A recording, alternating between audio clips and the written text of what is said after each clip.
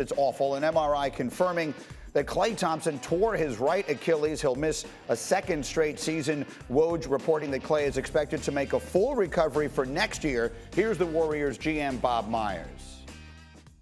I can't sit here and say I feel good. I have confidence in our players. I have confidence in our coaches. I have confidence in our ownership. And we're going to keep moving. We're never going to stop. But to be truthful, this hurts. It hurts me, and I know it hurts our organization. Well, look, in Vegas is acknowledging the obvious, just not as much of a championship threat. According to Caesars Sportsbook by William Hill, the Warriors' chances of winning the title go from 8-1 to 20-1, and the odds to make it out of the West have doubled as well. And so we bring in Woj and Tim Legler here for some reaction to this. And Woj, we start with you. What more are you hearing from the Warriors about Klay's injury and their expectations for their season?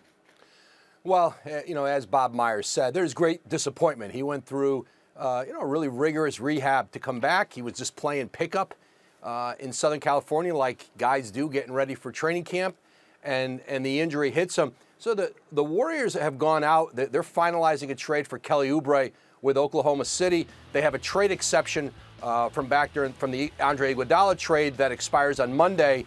They'll absorb $14.4 million of Oubre's deal. They're going to send a 2021 protected first-round pick to OKC. Now, you talk about commitment, with an organization to try to keep going. Think about this. Oubre's contract at $14.4 million with luxury tax, he's going to cost them $80 million this season. He's a fine player, and he's certainly as good as they could find in the marketplace.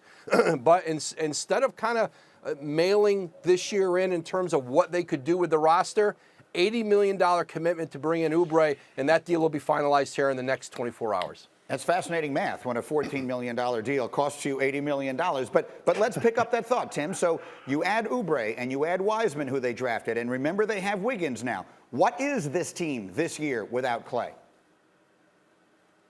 Well, I still believe they can be a playoff team, and mostly that's based on the greatness of Steph Curry. I just believe in his impact on the game, not only what he does in terms of creating offense, but the opportunities that are there for other people because of his presence on the floor.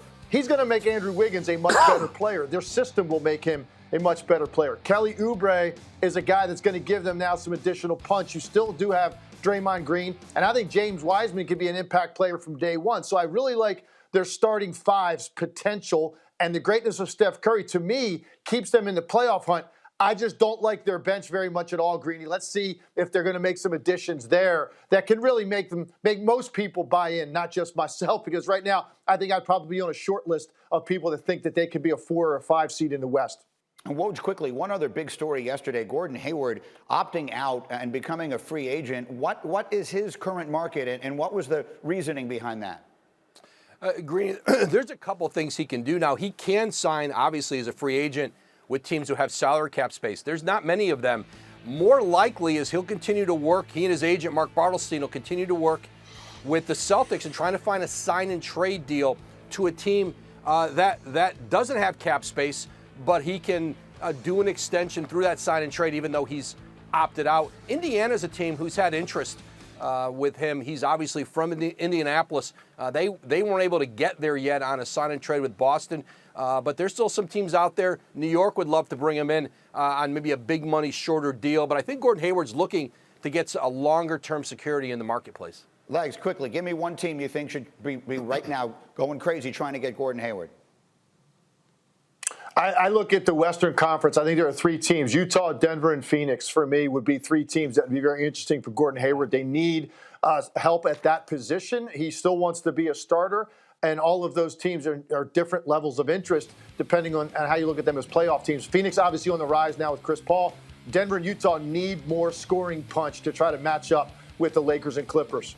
And Utah, of course, where he began his career and had so many really good seasons. And you see the countdown on your clock. NBA free agency begins in less than 10 hours. That means that Woj will be the busiest man in the United States. Thank you for watching ESPN on YouTube. For live streaming sports and premium content, subscribe to ESPN+.